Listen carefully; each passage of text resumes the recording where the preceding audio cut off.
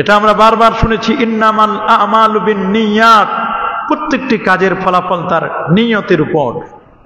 কেউ যদি ভালো কাজের নিয়ত করে, আল্লাহ পাক রব্বুল আলামিন তার এই ভালো কাজের নিয়তে আল্লাহ তাআলা তার ইবাদতটিকে কবুল করে নেবেন, তার ইবাদতকে আল্লাহ তাআলা মঞ্জুর করে নেবেন। রাসূলুল্লাহ সাল্লাল্লাহু আলাইহি ওয়াসাল্লাম সহিহ বুখারীর 6491 নম্বর হাদিসে তিনি বলে দিয়েছেন, ইন্নাল্লাহা কাতাবাল হাসানাত ওয়াস সাইয়্যাত, আল্লাহ বনি আদমদের জন্য আল্লাহ তাআলা ভালো এবং মন্দ আল্লাহ তাআলা লিখে দিয়েছেন। তার প্রতিপালক থেকে তিনি বর্ণনা করে বলছেন যে আল্লাহ সুবহানাহু ওয়া তাআলা আল্লাহর পক্ষ থেকে নবীজি জেনে বলে দিয়েছেন যে কাতাবা আল হাসানাত ওয়াস সাইয়্যাত, কাতাবাল্লাহুল হাসানাত ওয়াস সাইয়্যাত, আল্লাহ তাআলা মানুষের ভালো এবং মন্দ সবগুলো আল্লাহ তাআলা লিখে দিয়েছেন।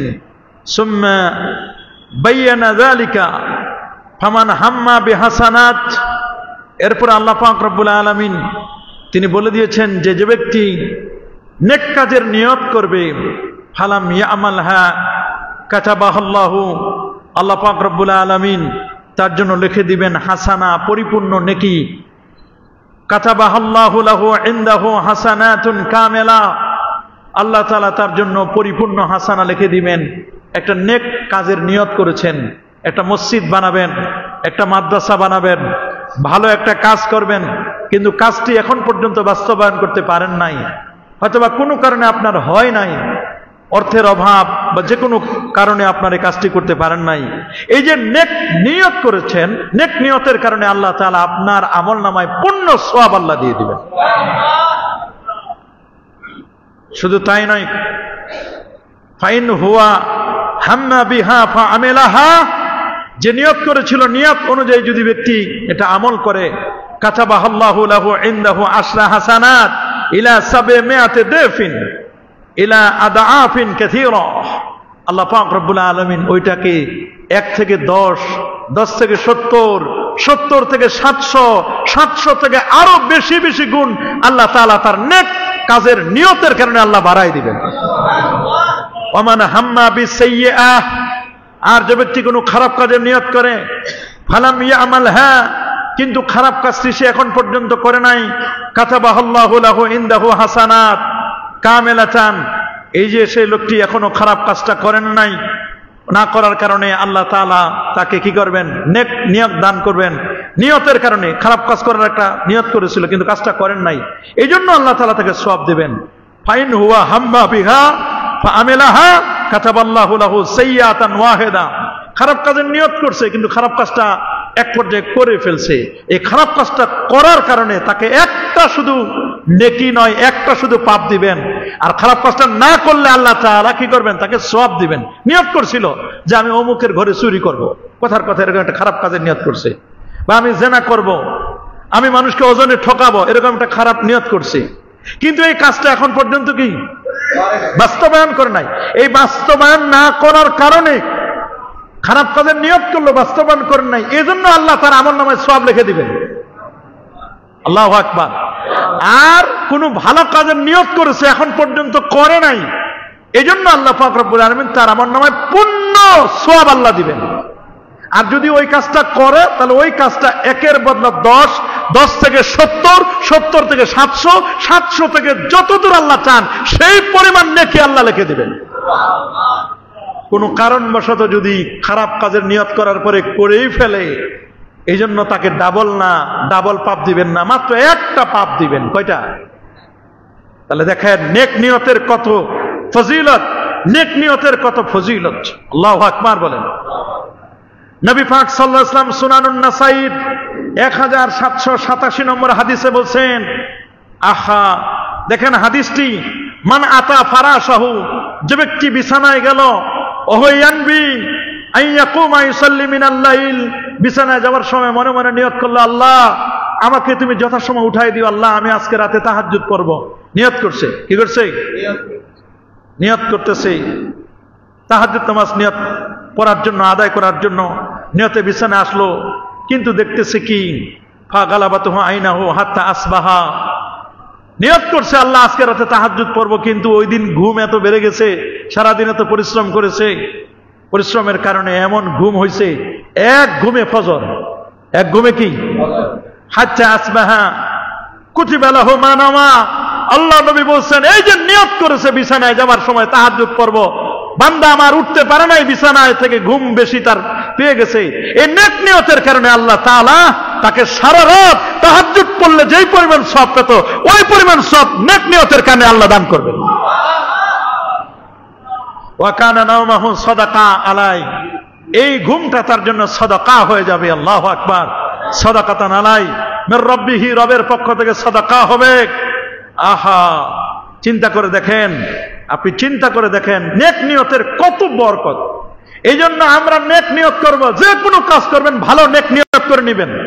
এটা পুকুর খনন করছেন, নেক নিয়ত করবেন, এই পুকুরটা খনন করছি, নেক নিয়ত হলো এই পুকুরে যদি এলাকায় গ্রামে আগুন লাগে, এই পুকুরের পানি দিয়ে আগুন নিভাবে। ফরজ গোসল হলে গোসল, ফরজ হলে গোসল করবে এই পুকুর দিয়ে, মানুষগুলো পবিত্রতা হাসিল করবে। কোথাও পানি না থাকলে পুকুরের পানি দিয়ে উজু করবে। এই যে নেক নিয়ত, এমনি অটোমেটিক পুকুরে মাছ কিন্তু আপনি খাবেন, অটোমেটিক চাষাবাদের জন্য পানি ব্যবহার করা হবে, এটাও আপনি পাবেন। নেক নিয়তের কারণে আপনাকে আল্লাহ তাআলা সওয়াব দান করবেন। এই জন্য নেক নিয়ত করবেন, নিয়ত যেন আপনার ভুল যেন না হয়, নিয়তটা যেন ঠিক হয়। এক ব্যক্তি নবী পাক সাল্লাল্লাহু আলাইহি ওয়াসাল্লামের কাছে এসে বলল, হে আল্লাহর রাসূল, আল্লাহর পথে যুদ্ধ কোনটি? কেননা আমাদেরকে লড়াই করে রাগের বশবর্তী হয়ে আবার কেউ লড়াই করে প্রতিশোধ নেওয়ার জন্য। মানুষ তো লড়াই করে দুই কারণে, এক হলো রাগের বশবর্তী হয়ে, আরেকবার কেউ এমন আছে যে লড়াই করে মানুষ প্রতিশোধ নেওয়ার জন্য। তুমি আমার এই করছো, আমি তোমার এই করব, এরকম করে লড়াই করে। তা নবী পাক সাল্লাল্লাহু আলাইহি ওয়াসাল্লাম তার দিকে মাথা তুলে তাকালেন আর বললেন, নবীজি বলে দিলেন আল্লাহর বাণী, তিনি বলে দিলেন, শোনো, বিজয়ী করার জন্য যে যুদ্ধ করে তার লড়াই আল্লাহর পথে হয়, বিজয়ী করার জন্য যে যুদ্ধ করে তার লড়াইটা আল্লাহর পথে হয়, প্রতিশোধ নেওয়ার জন্য নয়। ইসলাম প্রতিশোধ নিতে বলে নাই, ইসলাম বলছে তুমি মানুষকে মাফ করে দাও, তুমি মানুষকে ক্ষমা করে দাও। সুবহানাল্লাহ। এই জন্য নিয়াতুল মুমিন খায়রুম মিন আমালিহি, মুমিনের নিয়তটাকে বিশুদ্ধ করতে হবে। মুমিনের নিয়ত বিশুদ্ধ করবেন। নিয়াতুল মুমিন, মুমিনের নিয়ত খায়রুম মিন আমালিহি, তার কাজের চেয়ে এটা উত্তম। আল্লাহু আকবার বলেন। কুরবানি করতেছেন, হজ করবেন, ওমরা করবেন, আরো অন্যান্য কাজ করবেন, বাড়ি নির্মাণ করবেন, যা কিছু করবেন সবগুলোর ক্ষেত্রে নেক নিয়ত করবেন। কি নিয়ত? এই জন্য কিন্তু উলামায়ে কেরাম বলছেন, কুরবানির 7 জন ব্যক্তি একটা ভাগে গরু কুরবানি দিবে, 7 জন, 7 জনের মধ্যে একজনের নিয়তে যদি গরমিল হয়, কারো কুরবানি কবুল হবে না। কয়জনের নেক? 7 জনের নেক নিয়ত লাগবে। একজনের নিয়তের মধ্যে ভেজাল তো কুরবানি শেষ। একজন নিয়ত করছে কুরবানি গোশত খাওয়ার নিয়ত, এই একজনের কারণে বাকি যে 6 জন আছে ওদের কুরবানি বাতিল হয়ে যাবে। এটা ভাইরাসের মতো। কিসের মতো? এই জন্য যে আপনারা ভাগে কুরবানি দেন, আল্লাহ জানে কয়জনের কুরবানি কবুল হয়। চেষ্টা করবেন এককভাবে কুরবানি দেওয়ার জন্য। ভাগে কুরবানি কম দেওয়ার, একটা খাসি হলে একক দেন। কারণ আপনি যাদের সাথে কুরবানি দিচ্ছেন এমনও হতে পারে তাদের নেক নিয়ত নাই, নামাজ পড়ে না, ঘুষের টাকা, বিভিন্ন ধরনের অন্যায় পথের টাকা হতে পারে না। তো এই জন্য আপনাকে মনে রাখতে হবে, নেক নিয়তেই কুরবানির নেক নিয়ত করেন। কুরবানির ক্ষেত্রে, হজের ক্ষেত্রে নেক নিয়ত করেন। যে কোনো ইবাদত কবুলের জন্য প্রথম শর্ত হচ্ছে হালাল খাবার। বলেন কি? খাবারটা হতে হবে হালাল। হালাল যদি আপনার না হয়, হালাল খাবার ছাড়া, এই হালাল খাবার ছাড়া, হালাল উপার্জন ছাড়া আপনার ইবাদত আল্লাহর দরবারে কি কবুল হবে না। হাসরের মাঠে নিয়ত অনুসারে মানুষকে উঠানো হবে। কি অনুসারে? যে যেমন নিয়ত করবেন ওই অনুযায়ী মানুষকে উঠানো হবে। সুনান ইবনে মাজার 4229 নম্বর হাদিস, আল্লাহর হাবিব বলেন, ইন্নামা ইউবাসুন নাস আলা নিয়াতিহিম, মানুষকে তার নিয়ত অনুযায়ী হাসরের দিন উঠানো হবে। কি অনুযায়ী বলেন? নিয়ত, অভিপ্রায়, মানুষের ইন্টেনশন কেমন ছিল, নিয়ত কেমন ছিল, আপনি যেমন নিয়ত করবেন ওই রকম আপনাকে উঠানো হবে। আপনি যদি মনে করেন দুনিয়াতে নিয়ত করছেন, এলেম শিখছেন, উদ্দেশ্য হলে এলেম দ্বারা আপনি বড়াই করবেন, যুদ্ধ করবেন, এলেম দ্বারা মানুষের সাথে মুবাহাসা করবেন, মানুষকে আপনি গালিগুলাজ করবেন, আপনার এলেম ওই হিসাবে আপনি উঠবেন। আর যদি আপনি মনে করেন যে এলেম শিখেছি আল্লাহর ভয়ে, আল্লাহকে পাওয়ার জন্য, রসুল্লাহকে পাওয়ার জন্য, এটা আমি এই জন্য শিখেছি, এই উদ্দেশ্যে আল্লাহ তাআলা আপনার ইলমকে কবুল করে নেবেন। এই জন্য আপনার নিয়তটা থাকতে হবে ভালো। আপনি নিয়তটা ভালো করেন, নিয়তটাকে বিশুদ্ধ করেন। নিয়ত যদি আপনি বিশুদ্ধ না করেন, তাহলে নিয়ত বিশুদ্ধ না করলে আপনার এটা কোনো কাজে আসবে না। হজ বলেন, হজের ক্ষেত্রে আল্লাহ বলেন ওয়ালিল্লাহি আলান নাস হিজ্জুল বাইত মান ইসতাতা ইলাইহি সাবিলা। সূরা আলে ইমরানের 97 নম্বর আয়াতে আল্লাহ বলেন ওয়ালিল্লাহি আলান নাস হিজ্জুল বাইত। হজটা হবে কার জন্য? কুরবানি হবে কার জন্য? কুল, আপনি বলুন ইন্না সলাতি, নিশ্চয় আমার নামাজ, ওয়া নুসুকি, আমার কুরবানি, ওয়া মাহইয়ায়া ওয়া মামাতি, আমার জীবন আমার মৃত্যু, সবগুলো কার জন্য? লিল্লাহ। কার জন্য? সবগুলো হবে আল্লাহর জন্য। আল্লাহকে বাদ দিয়ে, আল্লাহকে ছাড়া কোনো কিছু কাজ করা যাবে না। আল্লাহকে ফাঁকি দেওয়া যাবে নাকি? না, আল্লাহকে কখনো ফাঁকি দেওয়া যাবে না, কখনো ফাঁকি দেওয়া যাবে না। হযরত আকরা বিন হাবিস রাদিয়াল্লাহু তাআলা নবীর নিকট আসলেন, এসে জিজ্ঞেস করলেন, ওগো আল্লাহ রাসূল, হজ কি প্রতি বছর না মাত্র একবার জীবনে ফরজ? নবীজি বললেন, বরং জীবনে একবার হজ ফরজ, এরপর যতবার করবে সবগুলো নফল হবে। অধিক করার কারো সামর্থ্য থাকলে এটি নফল হবে। একবার হজ করবে, হজ করার ক্ষেত্রে বিলম্ব না করা। নবীজি বলেন মান আরাদাল হাজ্জা ফালিউআজ্জিল, যে হজ করতে চায় সে যেন দ্রুত করে, না জানি কার কখন মৃত্যু চলে আসে। আমরা কেউ বলতে পারবো? ফাইন্নাহু কাদ ইয়ামরাদুল মারিদ, মনে রাখো মানুষ কখনো অসুস্থ হয়ে যায়, কখনো প্রয়োজনীয় জিনিস বিলুপ্ত হয়ে যায়, কখনো অপরিহার্য প্রয়োজন সামনে এসে যায়। হজের জন্য টাকা জোগাড় করছেন, এবছর যেতে পারলাম না, আগামী বছর যাব, আগামী বছর যাব, এরকম করতেছেন। কিন্তু এক বছর এমন হার্টে অ্যাটাক হয়েছে, এক হার্ট অ্যাটাকে 12 লক্ষ টাকা শেষ।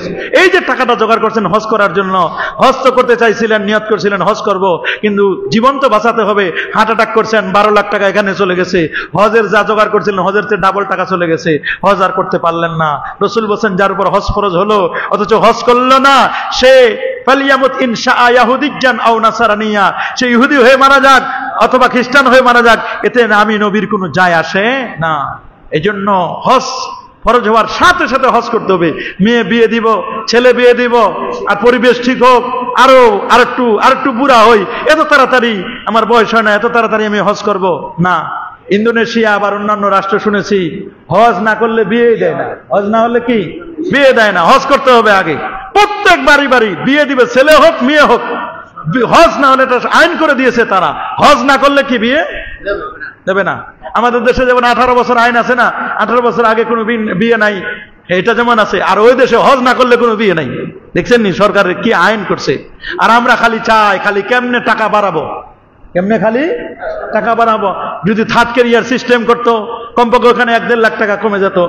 ইন্দোনেশিয়ান বা অন্যান্য রাষ্ট্রের দেশের মানুষগুলো অনেক দূরে বাসা ভাড়া নেয়, ওরা বাসে করে 10 মিনিট 5 মিনিটের মধ্যে চলে আসে।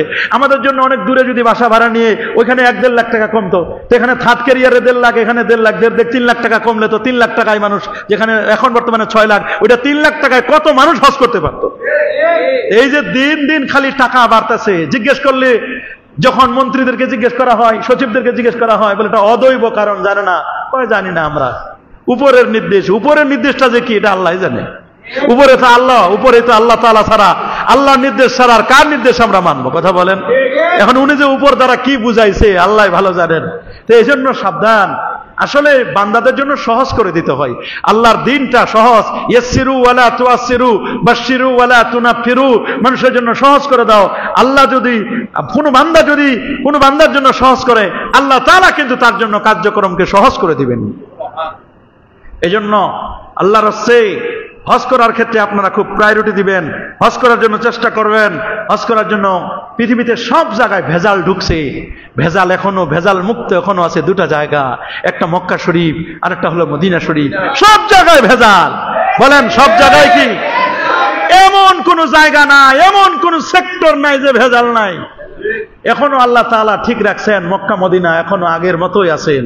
মক্কা মদিনা কি কিন্তু নষ্ট করতেছি তো আমরা। সেলফি হাজি, কাবা শরীফের সামনে যাইয়া দরজা ধরে সেলফি তুলতেছে, আমি হাজি সাহেব, আমার লোকজন দেখবে আমি কাবা ধরছি, এই হাজি। আহারে, এরকম সেলফি হাজির অভাব নাই। সেলফি হাজির কি অভাব নাই। সেলফি তোলার জন্য হজ নয়, হজ হবে একমাত্র আল্লাহর জন্য। বলেন একমাত্র কার জন্য? আহা, লা সাইরুরাতা ফিল ইসলাম, ইসলামে সন্ন্যাসবাদিতা নেই। অনেকে সন্ন্যাসবাদী হয়ে যায়, একটা বেমালুম যা মন চায় তাই করে। না, ইসলাম এগুলোকে পছন্দ করে না। ইসলাম বলছে তোমাকে যেভাবে সিস্টেম বলে দেওয়া হয়েছে, খুজু আন্নি মানাসিকাকুম, এভাবে তোমরা নাও। হজটা নিবে আমি রাসূলুল্লাহর পক্ষ থেকে। উত্তম হজ হজ্জে তামাত্তু। উত্তম হজ কোনটা বলেন? তামাত্তুর কথা বলা হয়েছে। ইয়া আলা মুহাম্মদ মান হাজ্জা মিনকুম ফালইউমাহিল বিউমরাতিন ফি হাজ্জাতিন, হে মুহাম্মদ সাল্লাল্লাহু আলাইহি ওয়াসাল্লামের পরিবার, তোমাদের মধ্যে যে হজ করবে সেজন্য ওমরার ইহরাম বাঁধে, তারপর হজ সম্পাদন করবে। ওমরা শেষ করে তা থেকে হালাল হয়ে হজের ইহরাম বাঁধবে। সহিহ ইবনে হিব্বানের হাদিস 3920 নম্বর হাদিসের মধ্যে তামাত্তুর কথা বলা হয়েছে। আল্লাহর নবী নিজে হজ করেছেন হজ্জে কেরান। এটা বড় কষ্টকর। হজ্জে কেরানটা কি বড় কষ্টকর। 3 হজের যে কোনো একটি হজ করতে পারবেন। মানে হাজ্জা লিল্লাহ, যে আল্লাহর জন্য হজ করবে, আল্লাহর সন্তুষ্টির জন্য হজ করবে। ফালাম ইয়ারফুস ওয়ালাম ইয়াফসুক রাজা কায়ামিন ওয়ালাদাতুহু উম্মু, সেজন্য ওই দিনের মতো নিষ্পাপ হয়ে হজ থেকে ফিরে আসবে যেদিন মায়ের গর্ভ থেকে সে ভূমিষ্ঠ হয়েছিল। সহিহ বুখারী বর্ণনা 1521 নম্বর হাদিস। হজ পূর্বের জীবনের সমস্ত গুনাহ আল্লাহ মাফ করে দেয়। মানে হাজ্জা ফালাম ইয়ারফুস ওয়ালাম ইয়াফসুক গুফিরা লাহু মা তাকাদ্দামা মিন দামবি, যে ব্যক্তি হজ করে হজের উসিলা আল্লাহ তাআলা তার পূর্বের জীবনের সব গুনাহ আল্লাহ মাফ করে দেন। এই জন্য হজ্জে মাবরুরের প্রতিদান কিছুই হতে পারে না, সেটা হচ্ছে জান্নাত ছাড়া। কি ছাড়া? এই জন্য বছরে বছরে একটু আল্লাহর ঘরটা যেতে হয়। আমরা যাই, নিয়ত করি, এই নিয়তে কেমনে আল্লাহ ব্যবস্থা করে দেন, আল্লাহ যাওয়ার সুযোগ করে দেন। জীবনে কখনো কল্পনা করতে পারি নাই যে আল্লাহ তাআলা ঘরটা আমি দেখতে পারবো। আল্লাহ তাআলা নিচ্ছেন, আল্লাহর দয়া, আল্লাহর ফজল, আল্লাহর করম। এই নিয়তে যাই যে যদি 2024 সালে আমার মৃত্যু হয়ে যায়, তো হজের কাজে গেলে, উমরার কাজে গেলে, আল্লাহর ঘরটা তোয়াফ করলে কমপক্ষে গুনাহগুলো যদি আল্লাহ মাফ করে দেন, তাহলে কিছু গুনাহ মাফ হয়ে আমি পৃথিবী থেকে বিদায় হতে পারলাম। এই নেক নিয়তে যাই। রাসূলুল্লাহর সাথে জিয়ারতে যাই, এই নিয়তে আল্লাহর হাবিবের জিয়ারত, সেখানে নবীকে সালাম দিয়ে আসবো। রসুল্লাহর সেখানে ভক্তি করে সালাম দিব। কিয়ামতের দিন রসুল আমাকে চিনবেন, আমাকে সুপারিশ করবেন।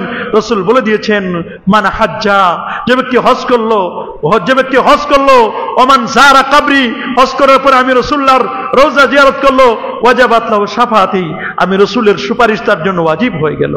এই নেক নিয়তেই যায়, প্রতিটি কদমে কদমে সওয়াব। হাজি কখনো গরিব হয় না, উমরাকারী কখনো গরিব হয় না। মনে রাখবেন, হাজি কখনো গরিব হয় না।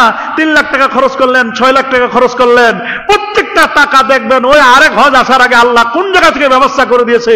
রাসূলুল্লাহ বলে দিয়েছেন, পৃথিবীতে একটা শ্রেণী কখনো গরিব হয় না, হজকারী আর উমরাকারী কখনো গরিব হবে না। সুবহানাল্লাহ। যারা হজ করে, উমরা করে, টাকারা কখনো গরিব হবে না। ইয়ানফি আনিল ফাকরা, এটা গরিবতাকে দূর করে দেয়। আল্লাহ তাআলা তাদের মধ্যে সচ্ছলতা দান করেন। সুবহানাল্লাহ।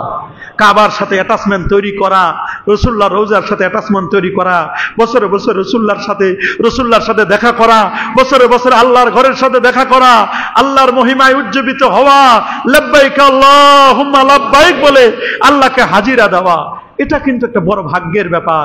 আমি শুনেছি একবার হজে একজন লোকের সাথে সাক্ষাৎ করলাম। উনি বলেন, হুজুর 65 বছর ধরে আমি প্রত্যেকটা জুমা, উনি ইন্ডিয়ান একজন মানুষ, ভারতের মানুষ, আরেকজন পাকিস্তানের, ওনারা দুইজনে 60-65 বছর ধরে প্রত্যেকটা জুমা তারা মদিনা শরীফে পড়েন। এক জুমা মক্কায়, আরেক জুমা মদিনায়। আল্লাহ অর্থ দিয়েছেন, আবার তাদেরকে এরকম তৌফিকও দিয়েছেন। ওরা বলে, হুজুর প্রত্যেকটা জুমার দিনে এখানে আসি, জুমার নামাজ পড়ে আবার চলে যায়, আবার কিছু কাজ করে আবার পরের জুমায় চলে আসি। বলে, এত টাকা ব্যবস্থা হয় কেমনে? আল্লাহ ব্যবস্থা করে দেয়। এই যে দেখেন, কখনো হাজ্জি, কখনো উমরাকারী, কখনো গরিব হয় না। কিভাবে ব্যবস্থা করেন এটা আল্লাহ ভালো জানেন, কখনো কল্পনায় করা যায় না। কত রিক্সাওয়ালা হজে যায়, আহারে কত কোটি কোটি টাকার মালিক হজে যাবার সুযোগ হয়।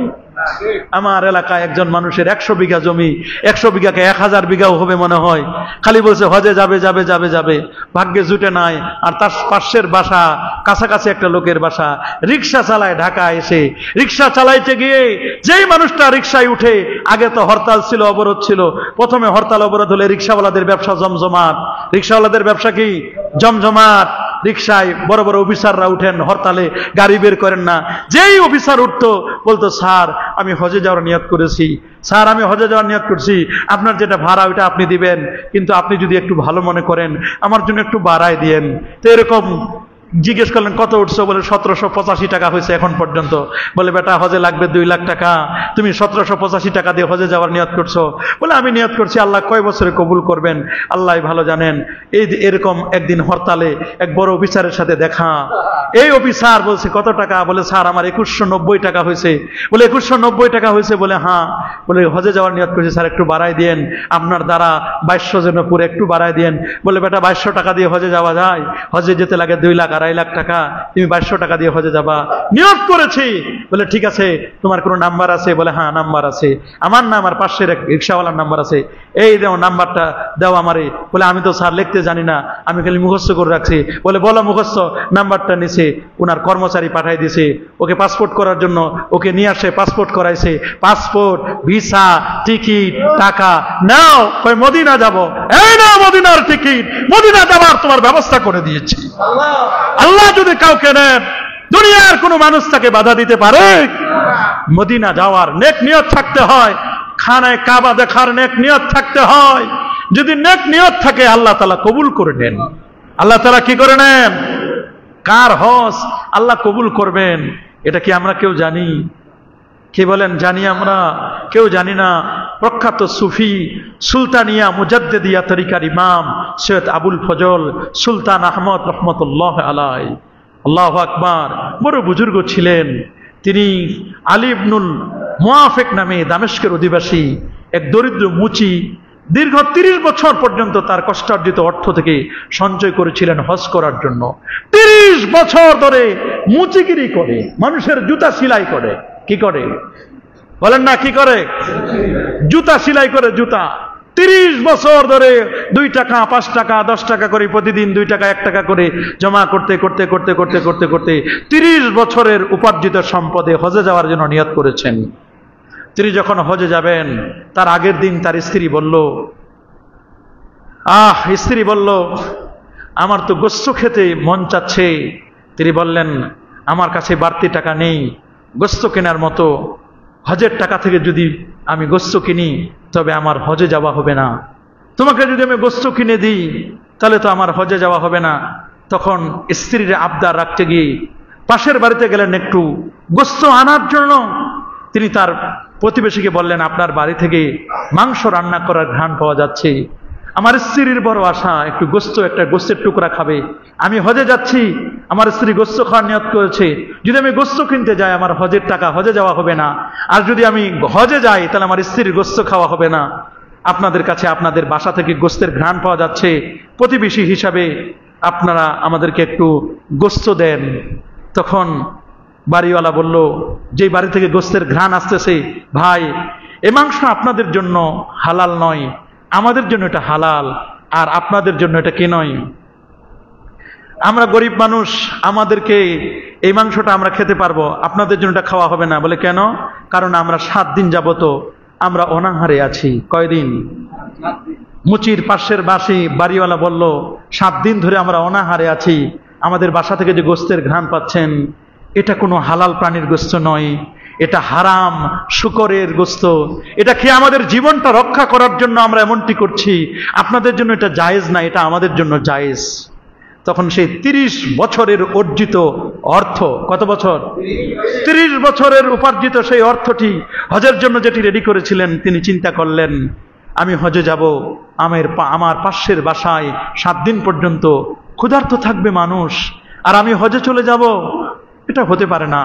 তিনি এর সিংহভাগ অর্থ দিয়ে ওই ফ্যামিলিটাকে এমন একটা ব্যবস্থা করে দিলেন যাতে করে তারা এস্টাবলিশ হলো, অভাব অনটন দূর হয়ে গেল। হজে যেতে পারেন নাই, জায়নামাজ বিছাই দিয়ে চোখের পানি ছেড়ে ছেড়ে কাঁদে, মালিক 30টা বছর পর্যন্ত জুতা সেলাই করার টাকা জোগাড় করলাম, নিয়ত করলাম, সবকিছু হলো, কিন্তু মালিক তুমি তো নিলে না, জানি না আর আমি হজে যেতে পারবো কিনা। হজের দিনগুলোতে জায়নামাজ বিছাই দিয়ে নামাজ পড়েন, চক্ষু বন্ধ করেন, অঝরনে অনেক কাঁদেন, কাঁদতে কাঁদতে কাঁদতে কাঁদতে কাঁদতে বেকারাত। হযরতে আব্দুল্লাহ ইবনুল মুবারক তিনি স্বপ্নে দেখলেন, মিনা মুজদালিফার মাঝখানে গত জুমায় বলেছিলাম, স্বপ্নে দেখেন 2জন ফেরেশতা, একজন মাথার দিকে আরেকজন পায়ের দিকে। জিজ্ঞেস করলেন, ভাই এবছর 6 লাখ মানুষ আসলো হজে, কার হজটা আল্লাহ কবুল করেছেন? বলে একজনেরও হজ কবুল হয় নাই, একজনেরও হজ কবুল হয় নাই। বলে কি বলেন, এত বড় বড় বুজুর্গ আসলো, এত আলেম ওলামা আসলো, একজনের হজটাও আল্লাহ কবুল করলেন না? না। বলে হ্যাঁ। আবার জিজ্ঞেস করলেন, ভাই তাহলে কি এবছর ফাঁকা যাবে? বলে না, ফাঁকা যাবে না। একজনের উসিলায় আল্লাহ তাআলা এবছর সবার হজ কবুল করেছেন। জিজ্ঞেস করলেন, কে সেই লোকটি? আহা, কে সেই লোকটি? ইমাম বুখারীর বাবার উস্তাদ, ইমাম বুখারীর দাদা উস্তাদ, ইমাম বুখারীর বাবা ইসমাইল বুখারী। ইমাম বুখারী রাহমাতুল্লাহ আলাইহির বাবার নাম কি? ইসমাইল বুখারী। ইসমাইলের উস্তাদ আব্দুল্লাহ ইবনুল মুবারক। তিনি স্বপ্নে দেখতেছেন। জিজ্ঞেস করলেন ভাই, আবার জিজ্ঞেস করলেন যে এই বছর হজ কবুল হলো না, তাহলে এই বছর কার মাধ্যমে হজ কবুল হয়েছে? বলে একজনের মাধ্যমে হজ কবুল হয়েছে। দামেস্কের শহরের আলী ইবনে মুআফিক, এই লোকটার উসিলায় এবছর হজ কবুল হয়েছে। 6 লাখ মানুষের হজ। কিন্তু এই লোকটি হজে আসেন নাই। সুবহানাল্লাহ। আলী ইবনে মুআফিকের উসিলায় আল্লাহ তাআলা হজ কবুল করেছেন, কিন্তু লোকটি হজ আসে নাই। আব্দুল্লাহ ইবনে মুবারকের ঘুম ভেঙে যায়। তিনি আলী ইবনে মুআফিকের সাথে সাক্ষাৎ করার জন্য ব্যস্ত হয়ে উঠলেন। একজন ব্যক্তি যিনি হজে আসেন নাই, তার হজের উসিলায় 6 লক্ষ মানুষের হজ কবুল হয়েছে। আল্লাহ, আমি বাড়িতে ফিরে যাওয়ার আগে আমি দামেস্কের এই লোকটিকে, আলী ইবনে মুআফিকের সাথে আমি একটু দেখা করব, এই লোকটির সাথে দেখা করব। তিনি যেতে যেতে দামেস্কের উদ্দেশ্যে যাত্রা করলেন। সেখানে পৌঁছে তিনি আলী মুচির দ্বারস্থ হলেন। হযরত আব্দুল্লাহ ইবনুল মুবারক জিজ্ঞেস করলেন, আলী, আপনি এমন কি কর্ম করেছেন যে কর্মে খুশি হয়ে হজ্জে না যাওয়া সত্ত্বেও রব্বুল আলামিন আপনার হজকে কবুল করেছেন? এ মহা আনন্দের সংবাদ শুনে আলী ইবনে মুআফিক জজবা হয়ে যায়, জমিনের মধ্যে বেহুশ হয়ে পড়লেন, ছটফট করতে লাগলেন। আর ওই জায়গায় বসে লাব্বাইক আল্লাহুম্মা লাব্বাইক বলে জোরে জোরে চিৎকার করতে লাগলেন। ঘটনা খুলে বললেন আব্দুল্লাহ ইবনে মুবারক, সমস্ত ঘটনা বললেন যে ভাই, আপনার উসিলায় এবছর 6 লক্ষ মানুষের হজ কবুল হয়েছে। 6 লক্ষ মানুষের হজ কবুল হয়েছে, অথচ আপনি হজেও যান নাই। কি আমল করেন আপনি? তিনি বলেন, আমার কোনো আমল নাই। 30 বছর পর্যন্ত মুসিগিরি করে অর্থ উপার্জন করে রাসূলুল্লাহ রওজা জিয়ারত করব, খানায়ে কাবা জিয়ারত করব, এই নিয়তে আমি টাকা জোগাড় করেছিলাম। আমার স্ত্রী মনে চাইলো একটু গোস্ত খাবেন, গোস্ত খাওয়ার তার মনে জাগলো। তো চিন্তা করলাম, আমি যদি গোস্ত কিনতে যাই তাহলে আমার হজের টাকা শর্ট পড়বে, হজে যাওয়া হবে না। আবার যদি হজে চলে যাই, স্ত্রীর গোস্ত খাওয়া হবে না। তো দেখলাম পাশের বাসা থেকে গোস্তের ঘ্রাণ পাওয়া যাচ্ছে, গোস্ত রান্না করছে। আমি একজনকে পাঠিয়ে দিলাম খাদেমকে, যে ওর বাসা থেকে 1 টুকরা গোস্ত এনে দাও। প্রতিবেশী তো, তখন প্রতিবেশী মানুষটি বলল, আমরা 7 দিন পর্যন্ত ক্ষুধার্ত, আমরা হারাম জিনিস খাচ্ছি, আমাদের জন্য এটা জায়েজ, জীবন রক্ষা করার জন্য, আপনাদের জন্য এটা জায়েজ নাই, আমরা 7 দিন পর্যন্ত ক্ষুধার্ত। তিনি বলছেন, এই হজের অর্ধেক টাকার বেশি আমি গরিবদেরকে সহযোগিতা করলাম, আমি হজে গেলাম না। এই উসিলায় আল্লাহ তাআলা হয়তোবা আমারে মাফ করতে পারেন, এই উসিলায় হয়তোবা আল্লাহ তাআলা আমার এই আমলটা হয়তোবা আল্লাহর দরবারে কবুল হয়ে যেতে পারে। তখন আলী ইবনে মুআফিক আল্লাহর দরবারে শুকরিয়া আদায় করলেন। আব্দুল্লাহ ইবনুল মুবারক বললেন, দেখেন, নেক নিয়ত যদি কেউ করে, আল্লাহ তাআলা এইভাবে তাকে, তার হজটাকে আল্লাহ তাআলা কবুল করে নিতে পারেন। আমরা অনেকেই মনে করি হজে গেলেই মনে হয় সব, হজে গেলে সব না। হজে গেলেই আপনার টাকাটা হতে হবে হালাল টাকা। কি টাকা? হালাল টাকা। হারাম উপার্জন করে, মানুষকে ঠকিয়ে, মানুষকে ওজনে কম দিয়ে, মানুষের সাথে দুর্নীতি করে, মানুষের সাথে খারাপ বিহেভ করে আপনি যদি অর্থ কালেকশন করেন, আর এই অর্থ দিয়ে যদি প্রতি বছরে আপনি হজ করেন, আর যদি আপনি বছরে বছরে 10-12 উমরাও করেন, এটা নাও কবুল হতে পারে। একটা হজের দ্বারা আল্লাহ তাআলা তার এটাও জীবনের হজ হিসাবে কবুল করে নিতে পারেন। কবুল করে নেওয়ার মালিক কে? আল্লাহ তাআলা। এই জন্য প্রত্যেকটি কাজের ক্ষেত্রে নেক নিয়ত করবেন। কি করবেন? নেক নিয়ত করবেন। নিয়তটা যেন বিশুদ্ধ হয়। সমাজের মধ্যে বেড়ে যাচ্ছে এমন ভাবে মানুষগুলো দিন দিন এত আর্টিফিশিয়াল হয়ে যাচ্ছে। বললাম না, হজ করতে যায়, নবীর মদিনা জিয়ারত করতে যেতে চায় না। মদিনা যাওয়া লাগে না, মদিনা ওদের ভালো লাগে না, মদিনা মনোমরায় ওরা যেতে মন চায় না। এরকম মানুষগুলো দিন দিন বেড়ে যাচ্ছে। মনে রাখবেন, আগেও বলেছি, আবারও বলে যাচ্ছি, হজ হয় মক্কাতুল মুকাররমায়, হজ কবুল হয় আমার নবীর মদিনা মনোমরায়। হজ কবুলের উসিলা নবীজির মদিনা মনোমরা। হজ হবে মক্কায়, হজ কবুল হবে কি মদিনা মনোমরায়। আদব এমন জিনিস, ইমাম মালিক, ইমাম দারিল হিজরা, মদিনার মাটিতে কোনোদিন জুতা পায়ে দিয়ে হাঁটতেন না। কি আদব দেখাতেন। যারাই আমরা যাব, ওমরায় যাই আর হজে যাই, আদব দেখানোর চেষ্টা করব। মক্কা মদিনার আদবটা যেন ভালো হয়। কুরবানির ক্ষেত্রে নিয়তটা ভালো করব, কুরবানির ক্ষেত্রে স্যাক্রিফাইস করব। ভালো গোস্তটা আলাদা করে নিয়ে প্রথমে রান্না করেন, সিনার গোস্তটা, আর হাড় হাড্ডিগুলো গরিবদেরকে দেন। এটা করবেন না। গাভীর চামড়াটা, গরুর চামড়াটা, এই চামড়াটা আপনি এতিমখানায় দিয়ে দিবেন, নিজে ব্যবহার করবেন অথবা এতিমদেরকে দিয়ে দিবেন। এটা আপনাকে স্যাক্রিফাইস করতে হবে। গরুর সাথে অনেকে সেলফি তুলে, গরুর সাথে সেলফি তুলে নিজেকে জানান দেয় যে আমি একটা গরুর মতোই, গরু হতে চায়। নিজের চরিত্র, মানবিক চরিত্রটা হারিয়ে ফেলছে, গরুর সাথে ছবি তুলতেছে। নিজের রুচিবোধটা কোথায়? রুচি কোথায় গেছে মানুষের সাথে?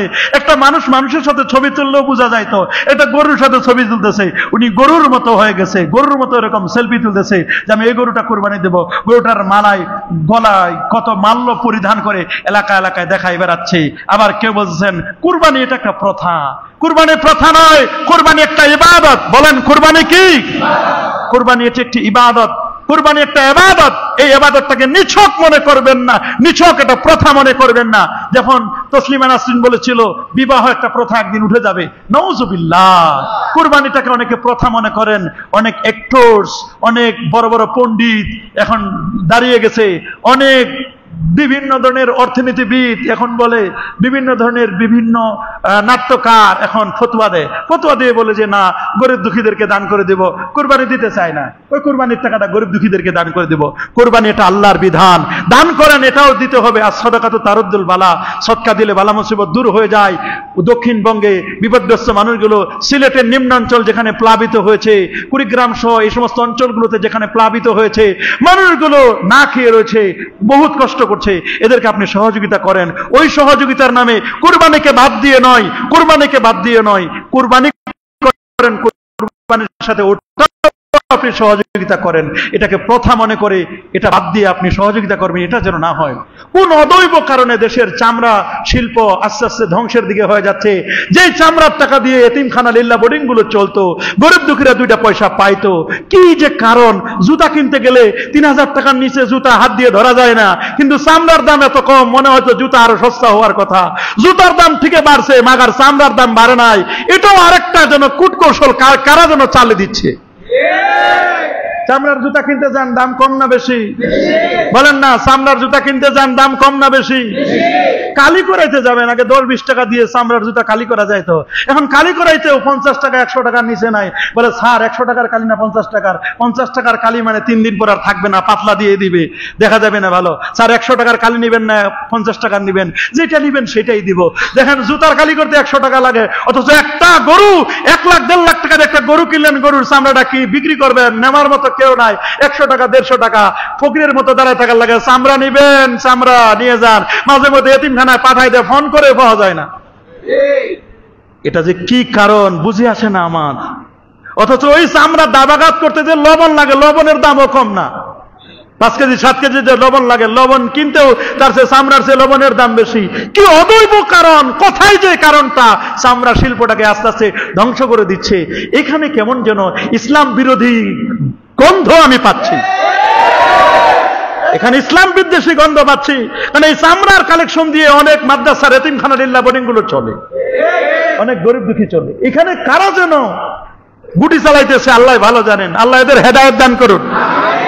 সরকার এবং সরকার মহলের যারা আছেন, আমি অনুরোধ করব আল্লাহ যেন সিন্ডিকেট, ঠিকই বলছেন সিন্ডিকেট, আমরা আল্লাহর কাছে দোয়া করি আল্লাহ এদের ব্রেন গুলো আল্লাহ তুমি ইসলামের জন্য কবুল করো। এবছর যেন চামড়ার দামটা একটু পাই, গরিব দুঃখী যেন উপকার হয়। কুরবানির ক্ষেত্রে খালি হাড় হাড্ডি দিবেন না, কুরবানির গোশত নিতে এসে অনেকে মারা যায়। আহারে, অনেকে ইসের চাপে ওই যে গেট, আবার যারা কুরবানির গোশত নিতে আসে তারাও এক একজন এমন খেলা দেখায়। বিকেল বেলা কুরবানির গোশত বিক্রি হয়, মাঝে মধ্যে দেখলেন এই টাউন হলের সামনে কুরবানির গোশত বিক্রি হয়, দেখেন না? বিক্রি হয় না? রেল লাইনের সামনে, তারপরে আপনার হাইকোর্টের সামনে কুরবানির গোশত বিক্রি হয়। হোটেলওয়ালারা, হোটেলের মালিকরা এই গোশতগুলো কিনে ফ্রিজ নামক কবরে কবর দিয়ে দেয়, মাটি দিয়ে দেয়। এই কবর থেকে এরপরে আস্তে আস্তে করে লাশগুলো উঠায় আর আমাদের সামনে বিক্রি করে, আমরা সেই গোশত খাই। বুঝেন নাই? এই জন্য ফ্রিজ নামক কবর কেনার জন্য প্রতিযোগিতা চলতেছে, আর ফ্রিজের মালিকরা যারা বিভিন্ন কোম্পানির মালিকগুলো এই কবরগুলো বিক্রি করার জন্য ছাড় দিচ্ছেন। এই জন্য কোন গরুর কবর যেন ফ্রিজে না হয়। আল্লাহর হস্তে গরুর কবর ফ্রিজ দিবা বানাবেন না, ফ্রিজগুলোকে কবর বানাবেন না, ফ্রিজগুলোকে কবর বানাবেন না।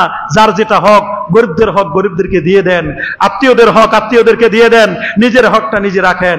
এরপরে যেটা থাকবে এটা আপনি কবরে ঢুকাই দেন, মানে আপনার ফ্রিজে রাখেন, কোনো আপত্তি নাই। কিন্তু গরিব দুঃখীদের হক সবগুলো বন্ধ করে দিয়ে, দরজা জানালা লাগাই দিয়ে, সবগুলো ক্লোজ করে দিয়ে, কলিং বেলের তারটা ছিঁড়ে দিয়ে, এরপরে আপনি ফ্রিজ নামক কবরের মধ্যে সব গোস্ত ঢুকাই দিলেন। এটা খেয়ে যেতে পারবেন, পরের দিনে তো এমন গোস্ত খাইছেন, হার্ট অ্যাটাক, বুকের ব্যথা, 12 লাখ লাগবে। আর ডাক্তার বলে দিচ্ছে এরপরে আর যতদিন বাঁচবেন এক টুকরা গোস্ত খাইতে পারবেন না, গোস্তের ঝোলও খাইতে পারবেন না। কবর যাবে কোথায়? কবরে কোথায় যাবেন? উপায় নাই। এজন্য কবর দেওয়ার আগে চিন্তা ভাবনা করে দিবেন, কিছু হাড় হাড্ডি গোস্ত কিছু গরিব দুঃখীদেরকে দিয়েন, তারপর গরুটারে কবর দিয়েন। কবর দেওয়ার আগেও কিছু কাজ করেন। আল্লাহ সবাইকে সঠিক বুঝ দান করুন, আল্লাহ সবাইকে কবুল করুন, আল্লাহ সবাইকে মঞ্জুর করুন। অগ্রিম কিছু কথা কোরবানির ব্যাপারে বলে গেলাম, কারণ আমি থাকবো না, যে কারণে এই কথাগুলো বলে গেলাম। আমাদের ইমাম সাহেব হুজুর আছেন, আমরা চেষ্টা করব যদি কোনো ভালো আলেম পাই, আমাদের মসজিদ কমিটি চেষ্টা করবেন ভালো আলেমের দ্বারা আপনাদেরকে সুন্দর বয়ান শোনাবেন, আমার চেয়ে আরো সুন্দর কণ্ঠ, আরো আবেগ দিয়ে তিনি বক্তব্য দিবেন। হতে পারে আমি আজকে রাতে যদি ভোরে চলে যাই, ইনশাআল্লাহ আপনাদের কাছে আমি দোয়া চাই, হয়তোবা আমার কোনো কথায় আপনারা কষ্ট পেয়েছেন, তারপরে আজকে আবার কষ্ট দিতে হবে।